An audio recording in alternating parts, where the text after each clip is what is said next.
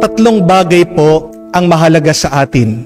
Our health, our happiness, and our holiness.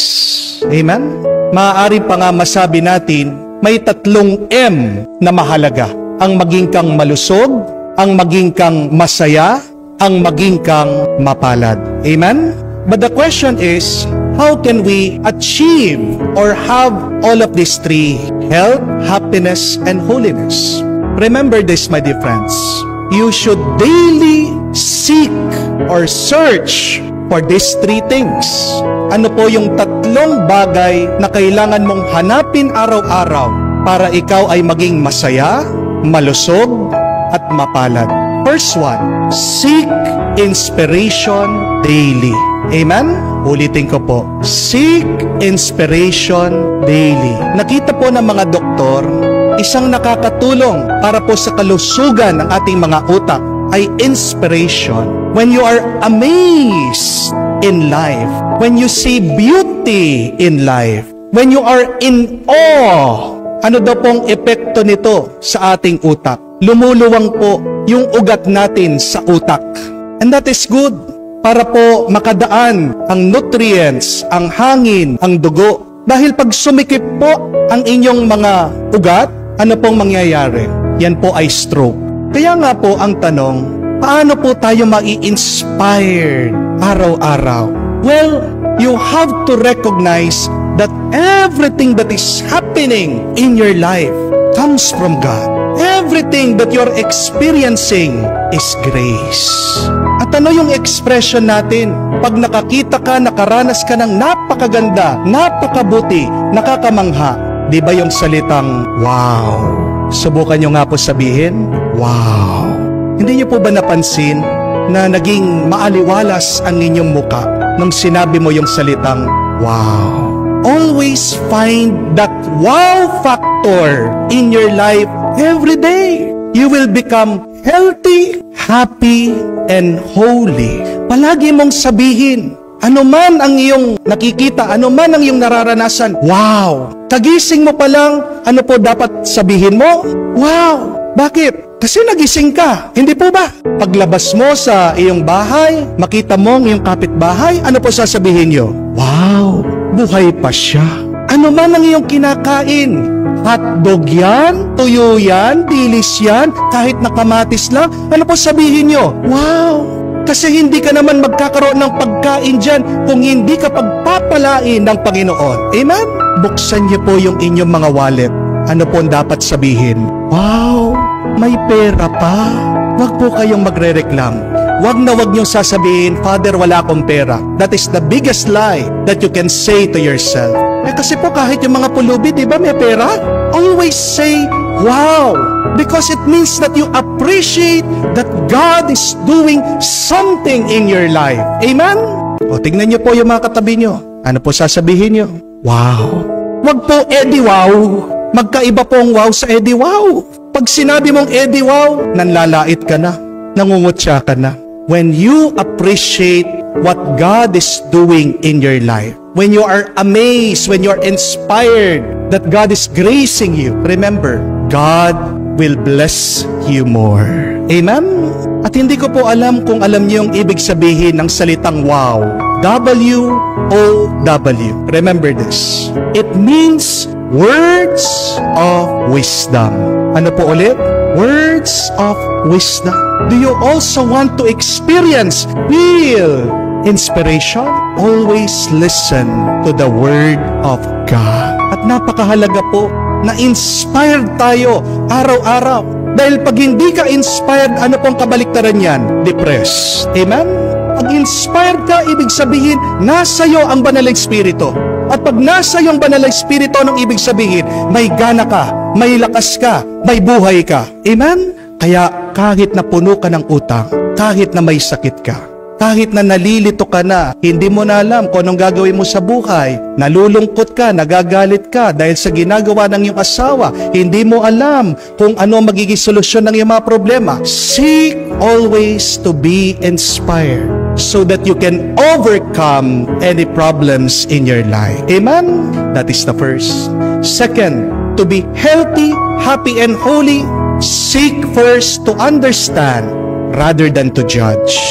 Hanapin natin araw-araw, magsumikap po tayo. Unawain mo muna ang iba bago ka maghusga. Mga kapatid, bakit ba nagkakagulo-gulo minsan ang buhay natin? Kasi nauuna tayong nagsasalita kesa dun sa makinig. Nauna tayong maghusga kesa sa umunawa. Do you want to be happy in this life? Do you want to have health in your mind, in your emotions? Do you want to be holy? Then seek first to understand rather than to judge, to listen more than to speak. May dahilan po bakit ang Diyos ginawa tayong mga tao, hindi nyo napansin? Dalawa ang ating mata, dalawa ang ating tenga, isa lang ang bibig natin. So that we can look more, listen more, rather than speak more. Pero yan yung pagkukulang natin mga tao eh. May pride kasi tayo, gusto natin patunayan, tayong tama. But please, wala kang matutulungan kung palagi mong pinapatunayan na tama ka. Amen? Gusto mong lumalim ang relationship ng bawat isa. Hindi po sa pamamagitan ng pride, ng pagmamataas at ang paghuhusga. Lumalalim ang ating relasyon ugnayan sa bawat isa sa pamamagitan ng pag-uunawa at pagpapatawad. Ano po ang sabi ng ating Panginoon? Judge and you will not be judged. So ask yourself, ano ba yung madalas na ugali ko ginagawa ko sa aking buhay? Do I talk more? Do I judge more? We are challenged to listen more and understand more. Amen? Pangatlo at kahuli-hulihan. Seek to be with God always. Mahalaga po na gawin natin ang kagustuhan ng Diyos. Amen? Pero, tandaan niyo po ito. Bago mo magagawa ang kagustuhan ng Panginoon, alamin mo muna kung anong gusto niya. At paano mo malalaman ang kagustuhan ng Diyos? Kung wala kang ugnayan at relasyon sa Kanya. Kung nga po tayo, diba? Kayong mga magpapamilya, 24/7, 7 days a week, 365 days in a year, magkakasama-sama kayo sa bahay. Pero bakit minsan dumarating yung mga punto at oras na hindi kayo magkaintindihan? Ang tagal na ng oras. May oras tayo na nagsasama pero minsan hindi pa natin maunawaan ang bawat isa. Paano pa kaya natin mauunawaan ang kagustuhan ng Diyos kung pumupunta lang tayo sa simbahan 1 day in a week and we give only 1 hour in our day? Do not expect that you will be doing God's will because you do not have any relationship with God. Pagsumikapan po natin, let us improve our relationship with God. Yes, it is important that you pray. It is important that you go to Mass. It is important that you listen to the Word of God. But ask yourself that question. By doing these things, is my relationship with God becoming deeper? Kumusta na ang aking relasyon sa Diyos? Hindi ko po kayo masisisi dahil ang prioridad natin halos tayong lahat ay ang maghanap buhay. Amen? Kailangan natin ng pera, ng datong. Amen? At minsan, pero mga iba, ang paghahanap buhay nila, hindi lang para sa kanilang pangangailangan. May kasama ding pride. Yung mga iba kasi, di mo naman masisisi, tayong lahat, karanasan natin yan. Pag umangat tayo sa buhay, napakasarap din po sa ating feeling. Aminin niyo po. Amen? Aminin din natin. Hindi po magandang karanasan ng mahirap ka. Amen? Masarap na karanasan yung umaangat ka sa buhay, yung merong kang pera. At napakasarap din sa feeling pag naiinggit ang ibang tao sa'yo. Amen? Yes. Aminin po natin yan. Na pag meron kang gadget, cellphone, ang sarap ng feeling dahil naiinggit ang mga kaibigan mo. Ang sarap po sa feeling pag napagawa mo yung bahay mo, maririnig mo sa mga tao, wow, ang ganda naman ng bahay mo. Napapabilib mo sila. Ang ganda sa ating nararamdaman. Pag maganda ang ating sasakyan, napapadaan, tapos mapapatingin ng ibang tao. It is true that you can impress people with your wealth, with your high status. But please do not forget this. You will never impress God with your wealth and with your successes in this world. Maaaring mapapabilib mo ang ibang tao sa makakamtan mo dito sa mundo. Pero hindi ang Diyos.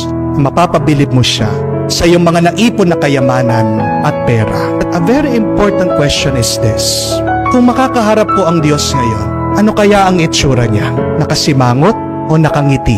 Paano mo mapapangiti ang Diyos? Unahin mo na mahalin siya. Buong isip, buong puso, buong lakas, at mahalin mo yung mga minamahal ng Diyos. Amen? You become happy, healthy, and holy by being with God daily.